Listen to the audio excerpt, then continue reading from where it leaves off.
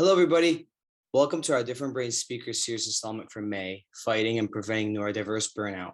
My name is Ali Idris. I will be your moderator tonight, and I want to thank everybody for attending. This webinar will have closed captioning generated by Otter AI. These can be controlled using the CC button on your Zoom dashboard. We will start in just a minute, but first, my fellow intern SARAI is going to share some information about Different Brains. Hello, everyone. I'm SARAI WELCH, and I'm an intern at Different Brains, and I want to tell you a bit about our organization. Different Brains is a nonprofit that strives to encourage understanding and acceptance of neurodiversity. Our mission has 3 pillars. 1, to mentor neurodiverse adults and maximize their potential for employment and independence. 2, to increase awareness of neurodiversity by producing media. And 3, to foster the new generation of neurodivergent self-advocates. Here at Different Brains, we promote awareness through the production of a variety of neurodiverse media content, including our multiple web series, blogs, podcasts, movies, and documentaries, all available for free at differentbrains.org. All of our content is worked on by those in the mentorship program, through which we aid individuals in taking the first step towards achieving their goals and finding their voice. To find more information or to make a tax-deductible donation, please visit our website at differentbrains.org. Back at you, Ali. Thank you, SARAI. Before we start, I want to invite everyone to send questions using the Q&A feature in Zoom or by putting questions in the chat box. And now I want to start by having each one of our panelists today give a brief introduction of themselves. Let's start with Dr. MARSHA Brown. Hi, everybody. I'm very excited to be here. I'm Dr. MARSHA Brown. I am a licensed psychologist in private practice, and I teach people to conquer their stress. Thank you. Thank you, Dr. MARSHA. We can go ahead with Katie. Hi, everyone. I'm Katie OSWALD. I'm an autistic self-advocate and the founder of Full Spectrum Agency for Autistic Adults, which I founded because I was looking for other autistic adults to hang out with and interact with, learn from, and I couldn't find anything in my area, so I started that up, and we've been going for over 3 years now, very active with lots of activities, social stuff, peer support group, etc. So thank you for having me. Thank you, Katie. We can go ahead with Sean up next. Hey, I'm Sean. I'm a therapist. I specialize in working with people with autism and trauma. I'm a sensory motor level 2 psychotherapist. I lecture regularly for PESI. I teach social work basics at the University of Wisconsin, Eau Claire. I'm trying to think what else. I do research primarily in autism and trauma, specifically in sensory motor psychotherapy and neurobiological models of the causes of autism. Thanks, Sean. And last but not least, Brooke. Hello, Ali. My name is Brooke SCHNITTMAN. I am the co-host of ADHD Power Tools with our lovely host, Ali. I am the owner of an ADHD and executive functioning coaching company for motivated adult professionals and students. And the name of the company is Coaching with Brooke. We've been around for the past 4 years. We have 8 different coaches and love Different Brains, love collaborating with like-minded individuals like all of you. Thank you, Brooke. And I'll go ahead up next. My name is Ali. I've been with Different Brains for over 2 years now, where I'm an ADHD self-advocate as I've been diagnosed with ADHD at 7 years old. I'm also an author doing research with Different Brains, and like Brooke said, co-host of ADHD Power Tools for almost 2 years now. I'm also doing my second bachelor's at FAU, Florida Atlantic University, in neuroscience and behavior. I'm an ER technician, and I aspire to become a physician one day.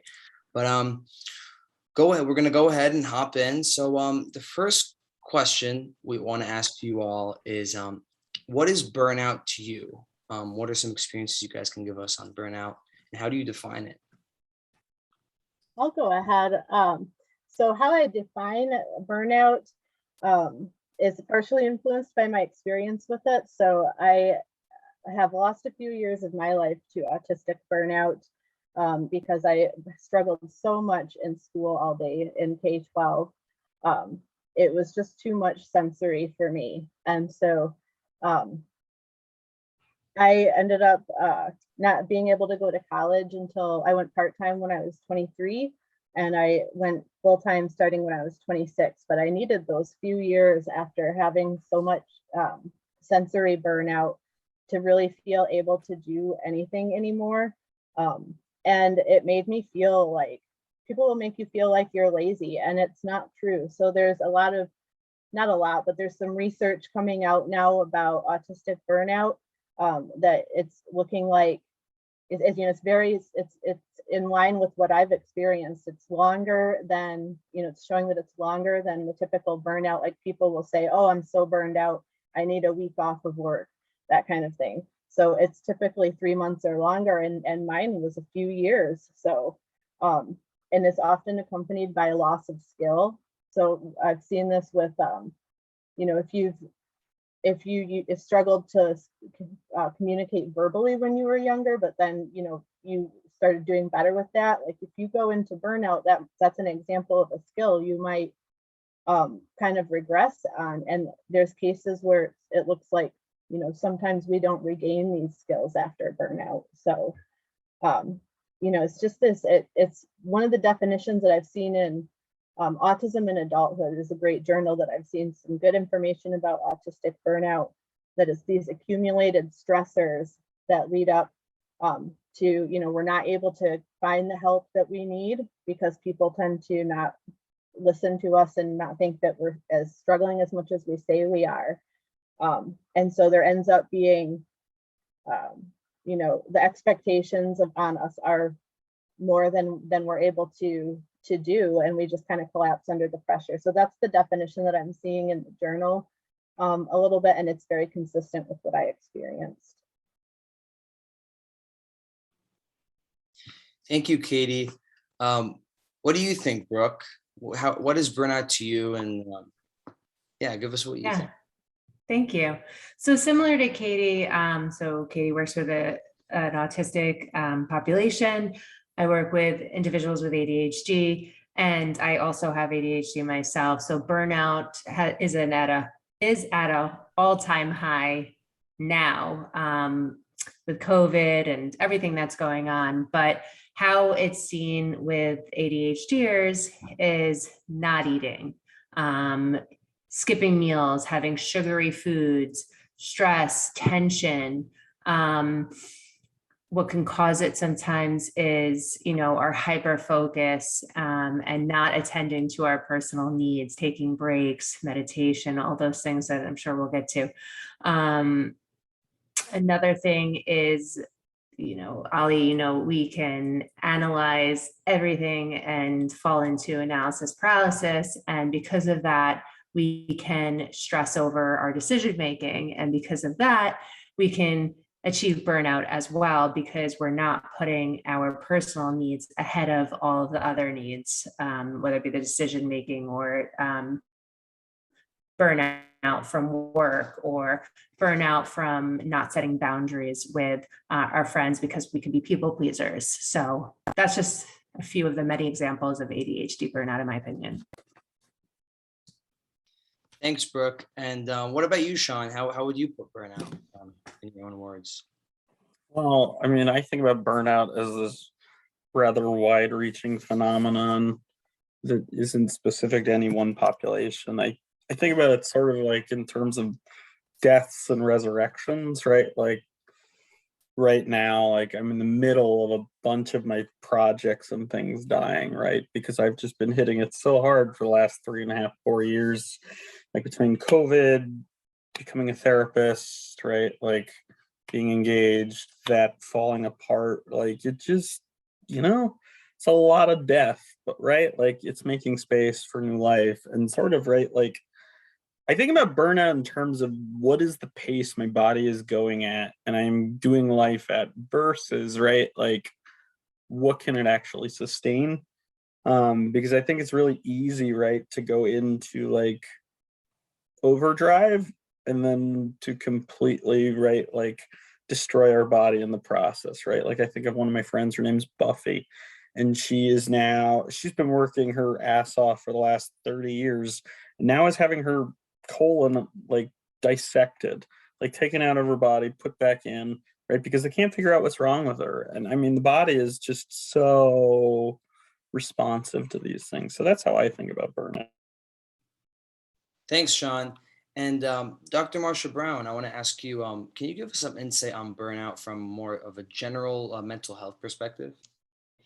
Absolutely. So burnout is just a state of being where a person feels constantly exhausted and overwhelmed and unable to focus on what they need to focus on. They feel completely ineffective. And the exhaustion that I talked about is not just physical exhaustion. So it's not just your body feeling tired, but it's also a state where you feel exhausted emotionally and psychologically. And so you reach this point where you feel like you're sort of spinning your wheels, but not really making any progress. And I use the analogy of it feels like you're treading water in the middle of the ocean, as opposed to feeling like you're swimming to shore and making some progress and going in some direction. Thank you, Dr. Brown. So we want to switch gears a little bit and go into recognizing burnout. How would you guys recognize burnout? And we can go ahead and begin with Sean on this one. Well, I mean, I can really speak best to my own burnout, right? Which is just, it's like, it's hard, right? Like, it's not an easy, like, you can be like, yeah, I'm burned out, but like, you just sense it in your bones, right? Which I realize isn't a very scientific answer, but I think for me, right, like, it's about where's my energy at? Not necessarily just like what's the amount of energy that I have at a given point, but how does that energy recover, right? Like, does it take 3 days for me to come back from a 5-day week, right? When I only get 2. And so I think about it in terms of energy, right? Like, and I know that seems overly simplified, but I think, right, if you have this general sense of, wow, I can't do anything in life, right? Like, or I'm just completely lost.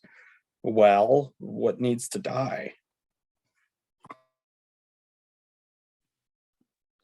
Thank I you, Sean. think that's, oh, sorry, Ali. No, you can go ahead. I just wanted to say to Sean that I think that is actually a good way of thinking about it. That's a trade-off, the trade-off that you have, that you're giving, you only have so much energy to give. So yeah, I think about it a lot like that too. And so the things that I know that people noticed in me and what I noticed in others, yeah, I see in the chat too, Katie, the spoons, how many spoons you have to give it. Yep, the spoons concept, exactly. So I know when it's happening with me, like I might be like typically overwhelmed by sensory things, like and maybe appear to be processing things slower in general, but it's like even more so when I'm on the verge of overwhelm, or if I'm like going into burnout, I'm just all that more easily overwhelmed by things.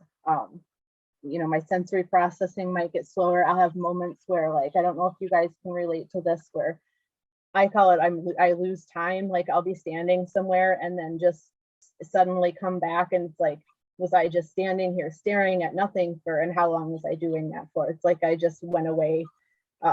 So I might get more like quick to anger, meltdowns. It just becomes more challenging to communicate in any way. And I think like it looks almost like these periods of catatonia. Like I know that's like actually a condition, and I don't want to make like a comparison to that, but like that's what it, what I kind of think of it as is like I almost become like catatonic at some points. So that's how those are the things that I would like people would need to look for in me to like recognize that that's going on with me.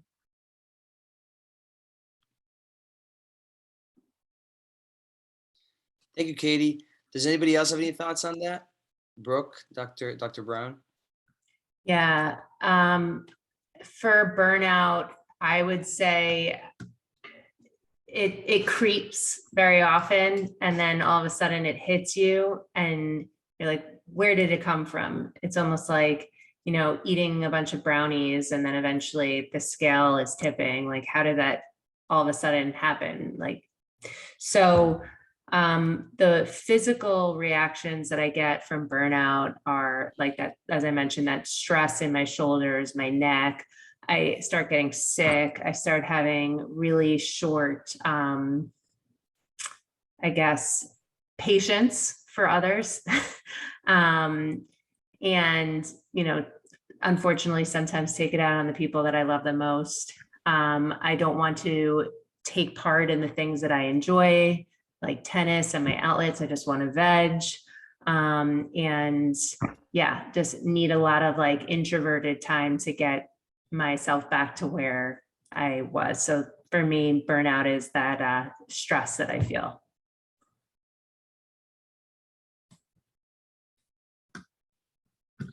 Thank you, Brooke. And Dr. Brown, do you have anything else to add on recognizing burnout? Absolutely. I think everyone's already said it beautifully in terms of the individual nature of burnout, because I think that everybody can learn to kind of recognize signs when they're stressed and overwhelmed and reaching burnout. And then there's some symptoms that are a little bit more that a lot of people see. So it's not just, you do have to figure out those individual things so that you know what your signs are, but there are also signs like losing focus, having anxiety, being anxious, nervous, or worried and not really sure why that is. Problems with sleeping, either that's not being able to fall asleep because you're trying to problem solve in your head, or once you fall asleep, trouble staying asleep, being socially isolated. So if you are a person that usually likes to be around other people to a certain extent, but then all of a sudden you don't ever like to be around people, and then being in a situation where you're irritable or more cranky than usual. And then something that's really helpful to see that you may be experiencing burnout is if you get to times when your normal like routines or your normal stress busting activities are less effective, or they stop working altogether. Those are some pretty good signs that for you might be in a state where you're reaching burnout.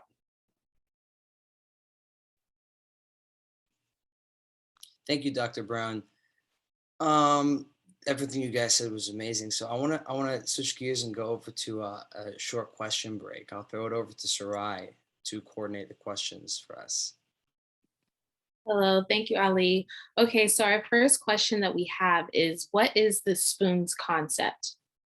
I can take that because I think I was the one that commented on that because somebody had brought it up in the chat. So it's an analogy kind of, I don't know where it came from. It didn't come from the neurodivergent community initially, but you have a certain number of spoons in a day that you use. Yes, it came from the chronic illness community. Thank you, Autumn and Joe Ellen. Yeah. And so the neurodivergent community uses this a lot now. So like what takes one person, like costs them 1 spoon, might take me 3 spoons. And it's basically like the how much energy something costs you, how much mental energy something costs you. And so like getting ready for work, for example, when I used to work full-time in an office, my colleagues didn't understand why I would get up so early to get ready for work because I hate mornings. They're like, why don't you just set your alarm for later and get more sleep? And it's like, because I need 3 hours to kind of process going into the world and like kind of getting ready for coping with that. It just costs me more spoons than it would cost them. So I hope I've explained that well. If anybody who is more, has a better explanation go ahead in the chat. Yeah. Okay. So you're saying, yep, only have a certain number of spoons in the day, whereas a neurotypical doesn't necessarily have a set number. Maybe they can refresh and they have more spoons to start with. Yeah. Okay, great. Thank you, Katie. The next question that we have is, what's the difference between burnout and meltdown for people on the spectrum? I can take that one. I don't really know that I would, so I think it has to do, like, they're both to the body the same thing, but in terms of timing, they're different. And here's what I mean by that, right? So your body, like when it becomes irritable, right, enters a state of fight or flight, right? And so essentially you've left your window of tolerance, the place where things are hunky-dory, or if you saw a baby, you'd be like, oh, right? Like if you got bad news when you're in this state, it's like, that's not good. And so you might like really just, I mean, it can look like anything, right? Like it most commonly looks like hitting other people, stabbing people, right? Like I see more extreme examples in my practice, but burnout, though, I would say is sort of a more chronic condition of that, right? Like you keep going into fight, flight, freeze chronically over and over and over and over again, and there's no resolution. So really, I think they're variations of the same thing, but the timing being different, but to the body, it's all the same. I agree with that too. It does, it feels the same to your body. Like the burnout, well, the meltdowns for me like feel like a more temporary version of the burnouts, kind of like the meltdown. Like a meltdown can happen like in an instant, but then it takes me like maybe a few days or like sometimes like a week to recover from that. Whereas the burnout is just a much more prolonged version of that, like Sean said, from having that happen so many times. And I think for me too, there's a point where like during when I'm in complete burnout, that I kind of like just go numb, to where it's more like a shutdown than a burnout. But I think, yeah, the internal, like the impact that it's having on my body is very similar to all of those things: burnout, meltdown, and shutdown. Okay, thank you guys. The next question that we have is, how can people become self-aware enough to recognize when they're burnt out? As Brooke said, I often feel like it comes out of nowhere. I have GAD and chronic depression, and a lot of the symptoms all overlap in a messy way that makes it hard to tell. Brooke, you want to take over that one? Sure. I feel like I keep answering the same question by accident. I guess I don't mean to. So I think a lot of what everyone already said, you get irritable, you maybe don't go to the bathroom, or you do go to the bathroom too much, you get headaches, so those are the after effects. But how do you, I guess the question was, how do you know it's coming on before it gets too much?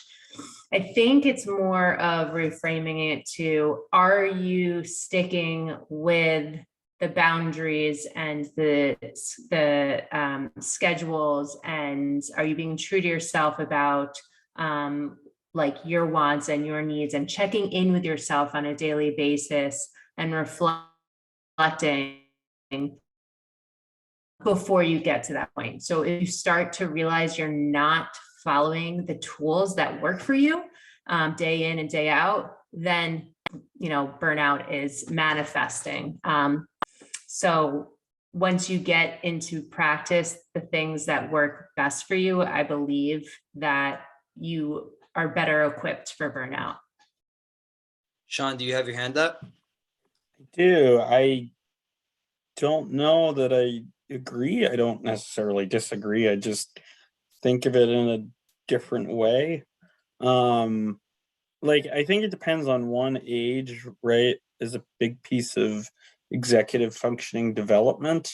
And then two, right, like, have you ever had a state where you're not in chronic threat, right? Which for some people, right, like, is not the case, right? Like, there are people who are repeatedly traumatized over and over and over and over and over again, like complex post-traumatic stress disorder, where that is just never the case. They don't know safety. And so I think about it more momentary than Brooke's describing it. I think everything she's saying is true. I just think about it more momentary in the sense that, right, like, if you don't know what it's not like to be in fight, flight, freeze, how would you even begin to know what it's like to not be in fight, flight, freeze? I agree. And I was trying to be careful about what I was saying. It's like, as a coach, I've been through a lot of work, and I continue to work on myself and help others. So had I not done that work, I might also, like you're saying, not know the signs of how to manage burnout and recognize it. So I agree with you in that sense.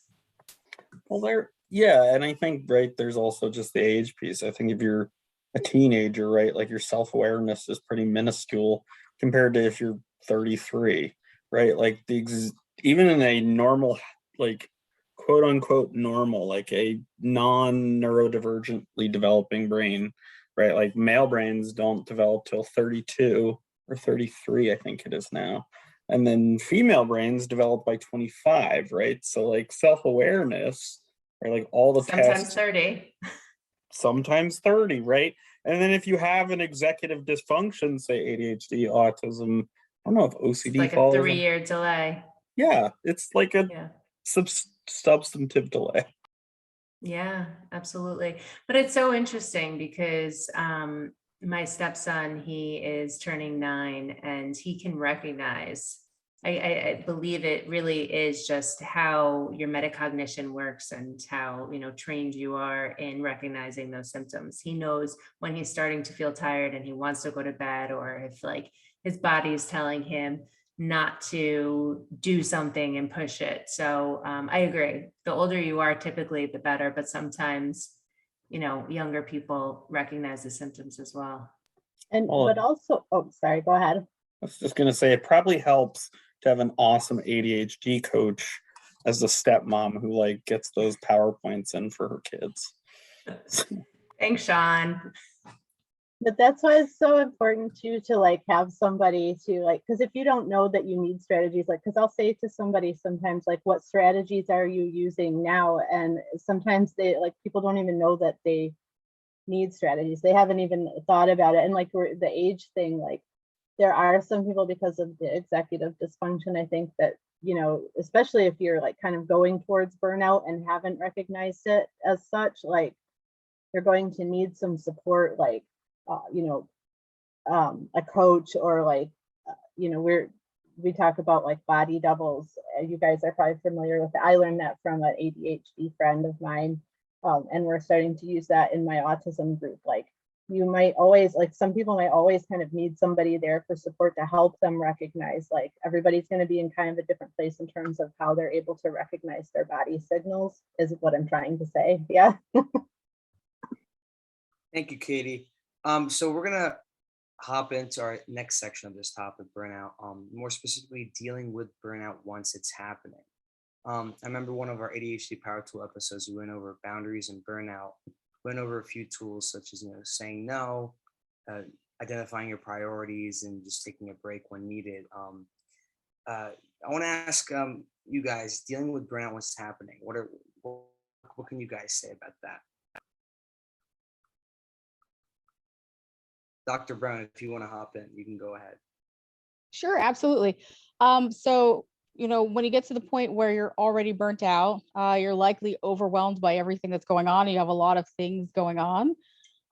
So, first and foremost, I think it may be helpful to just stop and sort of disconnect from, all of the things that you're trying to do, all the tasks that you might be trying to accomplish, and figure out, it's sometimes very helpful to figure out what your sources of stress are. So identify your sources of stress, not just the obvious ones, but the hidden ones as well. So some of the things that you may not realize are stressing you out or taking a lot of your energy.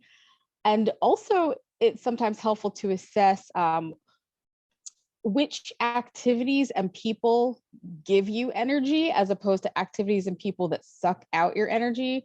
So, I'm sure that many people can think of certain tasks or certain individuals that when they interact with them, we just kind of need a break from it, right? We need to sort of regroup, we need to stop, we need to completely cut ourselves off from all stimulation after these activities or people. And so it's really important to know what those are. And if you're in a point where you're burnt out, just re-looking at your sources of stress, reassessing your priorities and, boundaries first and foremost, to see if you have been, enforcing your boundaries and keeping within your own limitations or your own abilities. I think those are some of the things that are really helpful, and reaching out for help. If you have a source of, if you have a support system, if you have people who, support you and can help you through it so that you're not dealing with it alone. Sometimes it's hard to reach out to other people, but really trying to find other resources as well so that you're not just sort of trying to power through on your own. Yeah, Dr. Brown, I agree with the support system part a lot, just family, friends, those you can trust. If you're a college student like myself, an advisor, classmates, just reaching out. I do 100% agree. And does anybody else have anything else to add for dealing with burnout once it's happening? I was just gonna. No, go ahead, You can Brooke. go. Okay. You go. Okay, I'll go.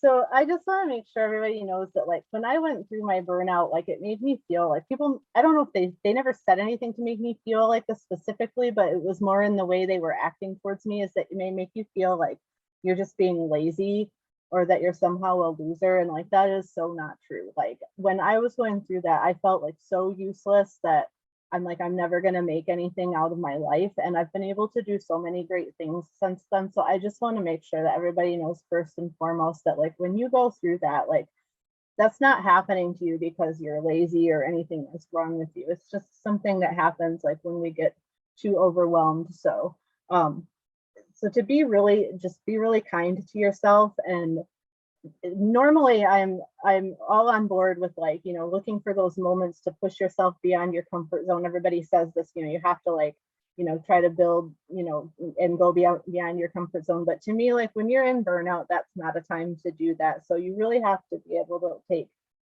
the baby steps and be okay with that, even if somebody else does something or says something to make you feel like it's not enough. So like, if one day your baby step is like getting out of bed for a few minutes, and then like the next day it's maybe like going out to the mailbox to get the mail, and then you can work up from there to, like, go for a walk around your neighborhood. But then one day you might have a bad day and you may only be able to get out of bed for a few minutes again. That's okay. You try again the next day, and just take those baby steps. Make yourself a snack. I know that, and hopefully you guys have a support system, because I know that forgetting to eat and forgetting to do those self-care things are something that happens with burnout. And so, making sure you have a support system in advance, like, in case something like that happens. But yeah, baby steps, texting with a friend, maybe, rather than, like, if talking on the phone seems too overwhelming, stuff like that. And for me, I just had to, I honestly, because I didn't understand what was happening to me at the time, I just had to ride it out. Like, there was no, like, I wish I could, like, tell everybody there's, like, some, I'm not saying that there's not strategies, but oftentimes there's not, like, a magic wand kind of solution. Thanks, Laura. So you just have to, I just wrote it out and, like, gave it time. But, like, I would tell people to, like, look for those baby steps that you can deliberately take. That, yeah, a done button. There's no done button. Start looking in the chat. Yeah, baby steps, and don't push too much. Brooke, you were about to say something. You're on mute, Brooke, just heads up. Thank you.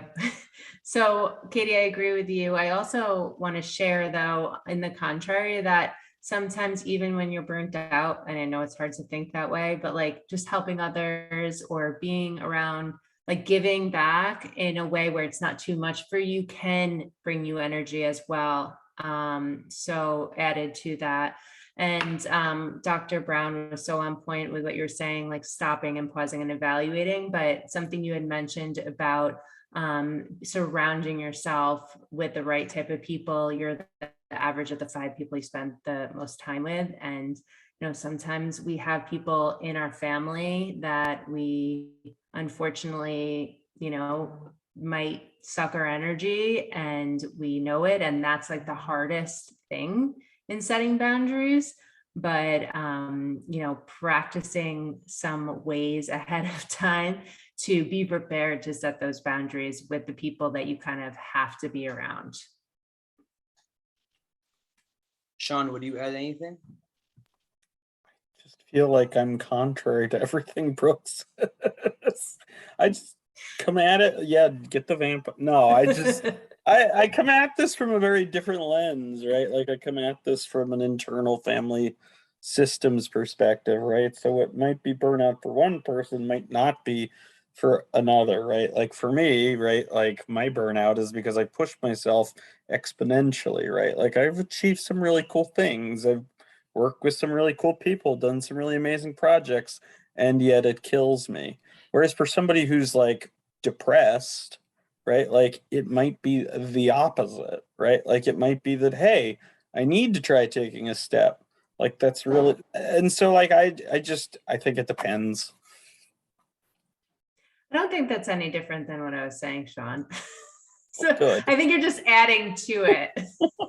It's not like the opposite. I'm not trying to be opposite. I just am like, oh no, here I go contradicting people again. No, you're not contradicting. You're just adding to it. It's different. So we're gonna go over to the question break right now. SARAI, if you want to take over. Hello, thank you, Ali. Okay, so our first question is from someone anonymous. Dr. Brown brought up sleep issues. I have ADHD and a circadian rhythm disorder. When I get off schedule for sleep, I can essentially turn nocturnal. Any ideas for how to get back on track sleep-wise? Knowing the ideas of quote unquote sleep hygiene don't mean that I can motivate myself to enact them. And so it becomes a vicious cycle with burnout. Can I go? You should watch Ali and mine Sleep Revenge Procrastination ADHD Power Tools episode. Go on the Different Brains YouTube. But it's a lot of planning, and I know that Sean is going to contradict what I have to say right now, but planning before you try to go to bed at a certain time. So it's like thinking about all the little steps that you have to take before going to bed, and then a sleep schedule and going to bed and waking up around the same time, day in and day out, is helpful as well. But because of, you know, the hyper focus and possibly not following the schedule that we created, we punish ourselves, and we you know, come home late or work late, and then we want to relax, and then it messes up the planned time that we were going to go to sleep. So it's planning ahead of time and doing your best to stay accountable to it. I'm not going to disagree with you, but I am going to add that I think you have to plan the habits more than you have to manage the timing, right? Like I think it's about how much, like National Sleep Foundation has great recommendations on, you're this age, do this much sleep, which like some of the time makes sense and some of the time don't, right? Like lots of old friends who don't sleep more than 2-3 hours at a time versus, right, like me, I'm like, 10 hours of sleep, yes. So right, but like I think there are very well understood in the research habits, right, like that can get in the way of sleep, or like exercise before bed. Like, yeah, not the best because it releases endorphins, right? Like they actually elevate your energy level, not bring it down. And so I agree with pretty much everything Brooke's saying. Just for me, it's about the habits. Okay, so our next question is, how do we work with neurotypical centric HR departments, managers, when we say neurodivergent burnout versus the workplace burnout? If you try to talk to anyone at work to help communicate, if you say burnout, they think it's work burnout and they brush it aside. It makes me want to scream, which I do silently and keep it inside, and then melt down when I leave work. I think there needs to be a new term or some way to communicate it. Who wants to hop on this one? I can go. Okay, go ahead, bro.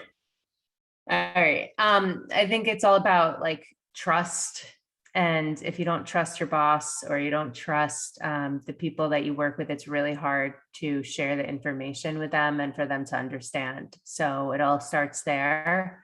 I mean, you can suggest for them to read something or, watch something, but ultimately it comes down to how open they are to listening and taking in the information. So I would just be careful about if you decide to release your diagnosis to people in the workforce and, just give it ample thought before going there. I was just going to say it's the great resignation for a reason. So I think Brooke's answer is much better than mine this time. Oh, Sean. Thank you. Yeah, I couldn't work with somebody anymore that wouldn't recognize, like not everybody's in that kind of position though, where they can say like, well, this person isn't going to take my concerns seriously, so I'm just going to walk away from this job. I made the very difficult decision of walking away from a job because I didn't disclose my autism at the time because I didn't have any feeling that it would help, and I didn't understand I didn't really understand that part of my life yet. And so yeah, I mean, I think like that is a difficult decision to make, to disclose in the workplace, but that can set it apart from like saying it's not just that's a very personal choice, but then it's not just like burnout, this is autistic burnout or ADHD burnout, neurodivergent burnout, and then have some resources to point to, like Brooke mentioned, that maybe they can read up on. So but yeah, I saw something in the chat too that I agree, it's very unfortunate. Oh yeah, Susan, very unfortunate that a workplace would brush aside any sort of burnout, right? Like you would hope that they would want to take that seriously, regardless of if you're neurodivergent or not. Yeah, that is unfortunate. So we went over defining burnout, recognizing burnout, and dealing with burnout. Now I want to ask you guys, what's your perspective on preventing burnout? We can go ahead and start with you, Dr. Brown. Sure. Yes, absolutely. So making sure to disconnect daily. So engaging in activities that are restorative and that replenish your stores. And when I say replenish your stores, I mean your mental and physical and emotional stores. And also setting and enforcing boundaries. It's helpful to identify, as I said before, identifying your triggers.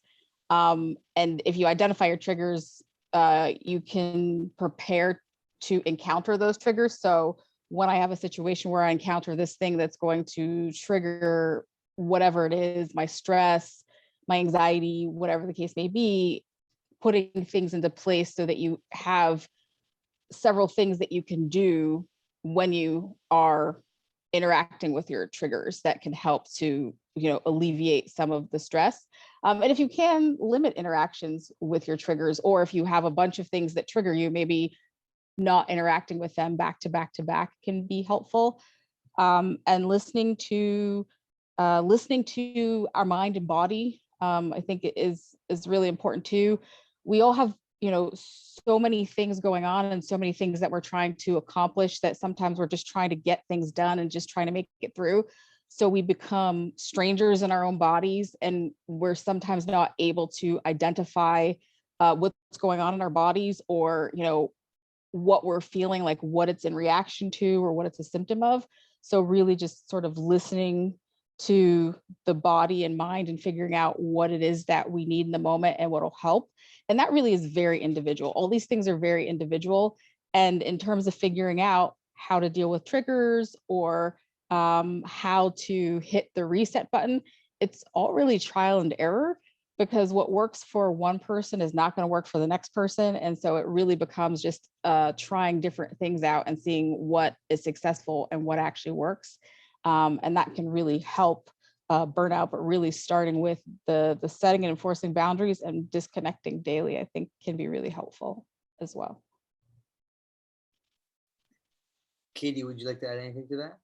Yeah, I do. I mean, I do all of those things, everything that Dr. Brown said, for sure. Like if I like, I know how much in general I can handle in a day.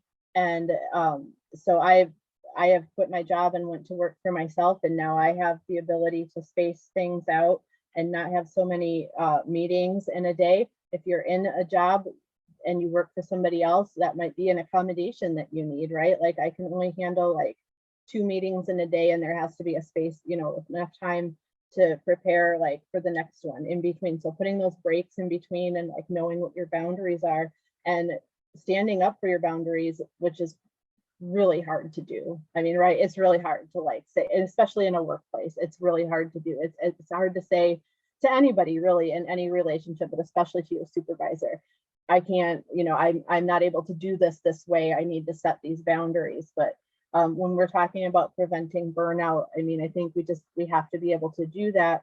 You know, if you think about like, I always think about in the workplace, like all these people saying, well, you have to do this and you have to do this networking stuff and you have to do that if you're going to be successful in your career. But that's easy for those people to say if they don't know like how it affects you personally. So you as the individual, like we all have to be able to make the decisions for our life that are going to be best for us. Because if the person who says you have to do all these networking events to make it in this field or whatever, if you burn out and crumble and you have to quit, like they're just going to go on with their life. It's not going to affect them. You're the one who's going to be there to pick up the pieces. So you have to, it's about knowing yourself well enough and knowing what your boundaries. It's not enough to know what your boundaries are, right? You have to communicate them and stand up for them. And I would like to add on top of that the broader issue of like society having a better understanding of neurodivergence, so that we don't have these situations in workplaces where people are like, oh, you're burned out, that's just, you need a week off or whatever. Like these misunderstandings, you know, people in society need to understand better about like what it means to be autistic and ADHD and other forms of neurodivergence, so that when we do start to struggle, we're not met with this kind of brick wall of like, oh, your concerns are not valid, you must be making it up. And so the advocacy piece is also very important. Thank you, Katie. Does anybody else have anything to add? Go ahead. I agree with everything that everyone says. I also, to piggyback on what you said, Katie, just, you know, evaluating if something's in your strength or not. If it's not in your strength, it is going to burn you out. It's going to stress you out, make you depressed. So to see if you could then delegate that to someone, or, you know, body double and talk it through. On top of that, for ADHD, the hyper focus comes in, we forget to eat. So taking those conscious meal breaks and drinking water, it's so important for your focus and for your well-being. And I know Dr. Brown was talking about like utilizing like screen time caps. With that being said, get like thousands of notifications a day. So it could be really draining when you're constantly getting pop-ups everywhere. So to go into your settings and in your phone and in your computer and like get rid of all the notifications that aren't necessary, because how many times are you just constantly like just swiping it away? And then on the contrary, just taking a look at the positives, like making a gratitude list, having, you know, 2 non-work conversations per day with people in, you know, the workspace. So you could separate work and personal, and breathing. So like deep belly breaths, Dr. Amen talks about that, and how we forget to take those deep breaths, and that can really just be a game changer. So. For sure, for sure. Sean, would you like anything else to add? Well, I kind of think about like my own boundaries between work and my personal life, right? And they might seem silly, but like when you listen to people, and I'm sure Dr. Brown can relate to this, right? Like it's heavy, right? And so for me, right, like it's sometimes I'll listen to a podcast that's funny because I've just listened to terrible stories all day. Or sometimes it's like I have a set routine that's really about like attacking my amygdala. So I'll like usually go on a run or do some intense physical exercise, because the more I can access this lower reptilian brain, the less I have to rely on this and the less thinking I have to do, the easier it is for this part of the brain to kind of catch up. Because this part of the brain, right, has to sort of be fine-tuned when it's carrying all this stuff. Yes, yes. So it's time for questions and answers. SARAI, if you want to take over.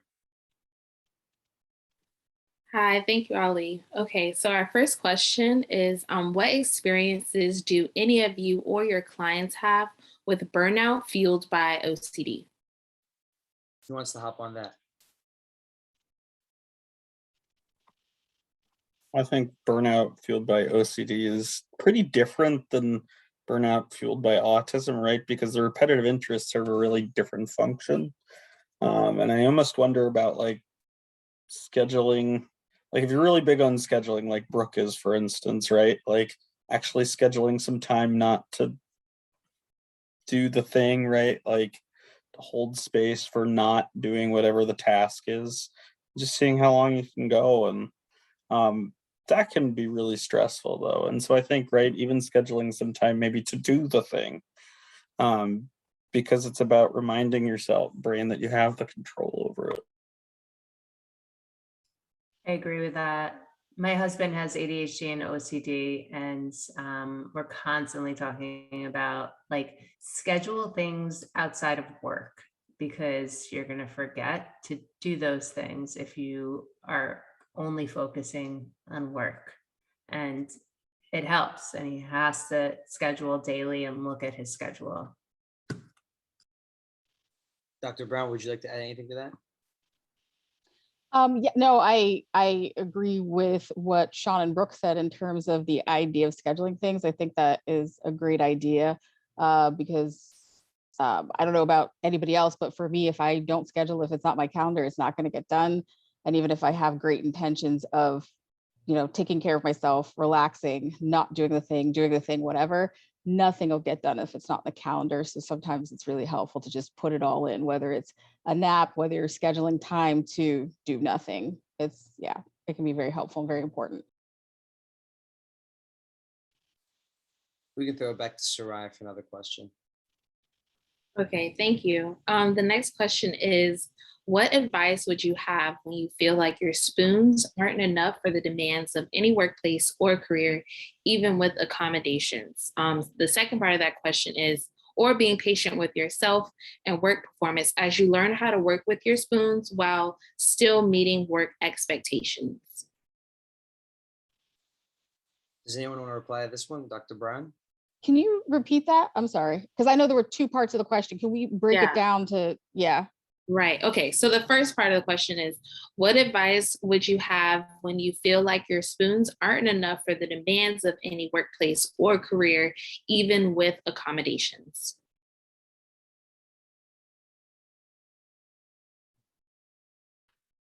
Would you want me to just jump in here, or is somebody gonna? Okay. Tell you. Well, I would have more questions. I would want to know whether that belief that your spoons aren't enough for the demands of any workplace or any career, are those beliefs from something internal? So are you telling yourself that, or have you had external cues or clues, or someone else is telling you that? Because I think that sometimes when we have, you know, different challenges, we can tell ourselves that we, you know, absolutely will not be able to do something even with accommodations or even if we try. So I would want to explore that idea more to see if this is actually the reality of it, or if it's something that, you know, we're just telling ourselves. And also figure that out with the person who's struggling with those challenges, but also figuring that out maybe with somebody who has some expertise in the area of whatever challenges the person's facing, if that makes any sense. I don't know. I'd like to piggyback on that if I can. So yeah, as somebody who has said, I will never work for somebody full-time ever again, I can't do it. there's a lot of truth to what Dr. Brown is saying, because I had some bad experiences. So I do have like those external things to point to that, like, yes, that went very badly for me. So I can't imagine myself ever being able to or wanting to do that again. But now I've had enough distance between those experiences that, and I've met a lot of really great people that I'm working with through the work that I do for myself. And I can see like there could be a situation in which like I might be able to find success, you know, in one of those types of scenarios again. So we do have to be careful with the internal, you know, messages that we're sending ourselves. I do still say that to myself every day. Like when I see those kind of jobs, I'm like, thank God I don't have to go to one of those jobs. So I can definitely relate to that. And but I would also encourage, you know, not limiting your opportunities. Like I know most of us who are neurodivergent have like that natural like curiosity about life and like wanting to learn. And so like if you do find something that you're very passionate about, don't be, try not to be so shut off to the idea of making a career or a job of it, that, you know, you want to be open to that. Also, society tells us, you know, often that we're supposed to finish school and go to a full-time job where we work for somebody else, and that's just not going to work for everybody. Like some people need some volunteer work, and then they're on disability support. Maybe some people work a little bit part-time and they get some other support. Others might be able to work full-time. I stitch a bunch of different things together for my income, so it might look a little bit different, you know, for everybody. So not everybody is cut out to go work full-time for somebody. Thank you, Katie. We'll throw it back to SARAI. Okay, thank you, Ali. The second part, I don't know if we wanted to answer the second part of that question, was how do you, I think the question is asking, how do you be patient with yourself and work performance as you learn how to work with your spoons while still meeting work expectations? I have an answer, but I don't think you're going to like it, because being patient with yourself is really, really hard. And I think that's it, right? Like you just don't meet the demands. And I think, right, like someone just said in the chat, be kind to yourself, because the more judgment you give yourself, right, like the worse and more entrenched it's going to get, because it's about befriending the strategy, whatever that strategy, adaptive or maladaptive is, right? Like you can't befriend it, right? If you judge it, it's just gonna go deeper and do what it does. Yeah, I would also say to not put your whole focus on that one thing, because then you again are missing like the things that bring you joy, and then you're judging your well-being based on your performance, which your performance wasn't where, you know, your boss or whomever thought it should be from the beginning. So to be kind to yourself, like it was said in the comments, but also to make sure that your life is centered on more than just that. So you know, see yourself in a bigger picture. I have a friend who has a saying, be kind to my friend Sean.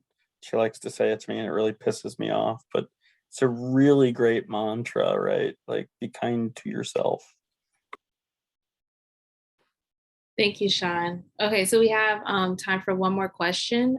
Any helpful tips with setting boundaries with family members that you have to live with? You love them, but they just don't get even after years of explaining to them these concepts nicely with respect, not when when you're at your limit and they still never understand or even respect your request for space, quiet, or etc. I come from a multicultural Latin family, and this adds an extra layer to the traditional skills learned when we learn about setting boundaries. So in other words, the question is asking, can you talk a little bit about setting boundaries with multicultural families or loved ones? Move. Katie, I see you nodding your head, unless Brooke, you want to hop on this. Katie, you can tackle this question. Okay, yeah, the multicultural issues are really, I'm not sure if I can answer that specific, but like just generally, like when you have people who are pushing back against your boundaries, you know, talk to a little bit about your feelings about it. Like I'm not sure if, and probably you've maybe approached it this way already. The first thing that I go to is saying, you know, those, when you look at nonviolent communication, I don't know if everybody's familiar with this this concept, but you say, I feel this way because of this. And so sometimes people are feeling like you're making like irrational demands on them, and they don't understand why you're asking for that. And so framing it, like if you're framing it as like, I feel this way because of this, and this is what I need, it can help. Also, you know, I would say, you know, if they're open to learning more about neurodivergence and, you know, more specifics about that, there might be there's different understandings about that across cultures, right? So that can be really challenging. And so trying to guide them towards resources that can help them understand things from your perspective. And as a third resource, I would say family therapy. And yeah, Sue was saying in the chat too, like, yeah, sometimes you do have to leave family behind. Those are sometimes the people who are taking all of our spoons. So you had mentioned that in the question, the person mentioned that you have to stay with that family. So if you can find a way to not have to stay with people who are taking all your spoons, that would be fantastic. Yep. If you can talk and they actually listen, sharing the impact it has on you and creating the picture perfect as well. Keep your spoons. So I think that's it. And I just want to say, I think it ends for our Q&A. I want to say thank you to our amazing panelists. Thank you to SARAI. Thank you to everyone attending. We will be sharing the links and contact information for everyone in the chat box and on the screen. If you enjoyed this panel, please consider making a donation at differentbrains.org. Events like this are only possible with support from people like you. From everyone here at Different Brains, good night. Good night. Good night. Good night, everybody. Thank you.